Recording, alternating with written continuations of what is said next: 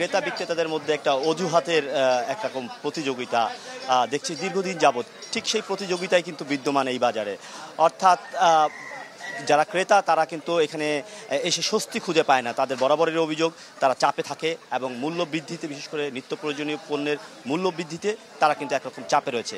আর একরকম অজুহাত খুঁজে হচ্ছে ব্যবসায়ীরা, নানান কারণে যেই পণ্যটি দাম বাড়ুক একরকম অজুহাত দেখায়। বিশেষ করে যদি আপনাদেরকে আজকে বলতে চাই, আপনি বলছিলেন যে সবজির দরের কথা। সবজির দর কিন্তু কিছুটা বাড়তি এ বাজারে।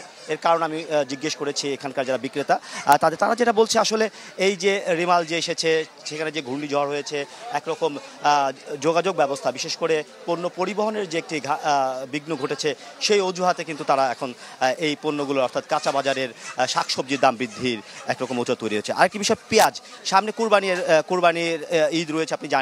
সেই কুরবানির ঈদকে কেন্দ্র করে কিন্তু এখন পেঁয়াজের দামটা একটু বাড়তি। অর্থাৎ গত সপ্তাহে কিন্তু 70 টাকা, 65 থেকে 70 টাকা দরে পেঁয়াজ বিক্রি হতো, কিন্তু আজকে কিন্তু এ বাজারে বিক্রি হচ্ছে 80 টাকা দরে। অর্থাৎ সপ্তাহের ব্যবধানে কিন্তু 10 টাকা বেড়ে গিয়েছে পেঁয়াজের দাম।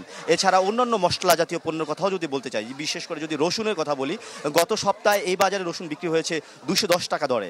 আজকে কিন্তু 20 টাকা বৃদ্ধি পেয়ে এই বাজারে রসুন বিক্রি হচ্ছে 230 টাকা দরে। এছাড়া আদা 220 টাকা দরে আদা বিক্রি হয়েছে গত সপ্তাহে, 50 টাকা কেজিতে 50 টাকা বৃদ্ধি পেয়ে আজকে এই বাজারে আদা বিক্রি হচ্ছে 270 টাকা। এছাড়া অন্যান্য পণ্য যে কমতির দিকে তা না। আমি এখানকার ক্রেতা এবং বিক্রেতাদের একটি প্রশ্ন করতে চেষ্টা করেছি যে স্বস্তির কোনো কি খবর আছে। এখানে যারা বিক্রেতা বা যারা ক্রেতা তাদের কাছে জানতে চেয়েছি, তাদের যে উপরে যে চাপ তৈরি হয়েছে, সেই চাপের বন্ধের বা চাপ নিরসনের কি কোনো পদক্ষেপ আছে।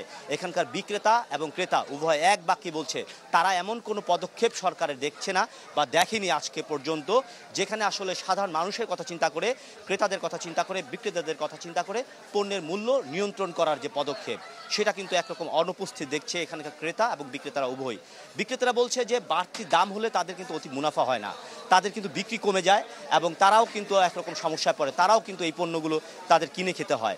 আর এখানকার বিক্রেতারা অর্থাৎ খুচরা বিক্রেতারা যারা যেটা বলছে যে এই খুচরা বিক্রেতা পর্যায়ে আসলে তদারকি করলে হবে না, এটা একেবারে আমদানি পর্যায় থেকে শুরু করে গুদামজাত যারা করে, মধ্যস্থতাকারী যারা পাইকারি বিক্রেতা, প্রত্যেকটা পর্যায়ে তদারকি দরকার।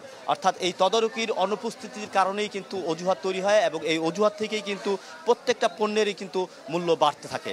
এবং বিশেষ করে আমি যদি আপনাকে মাছের বাজারের কথাও বলি, ঠিক একই রকম অবস্থা। অর্থাৎ এই বাজারে কিন্তু প্রত্যেকটা পণ্যই কিন্তু বাড়তি দামে, অর্থাৎ যে পণ্যটি দাম বাড়ে সেটা কিন্তু আর কমতির দিকে থাকে না এবং যেটা বাড়ে সেটা আরও বাড়তে থাকে। তো এই বাজার থেকে সর্বশেষ পরিস্থিতি ছিল আমার কাছে।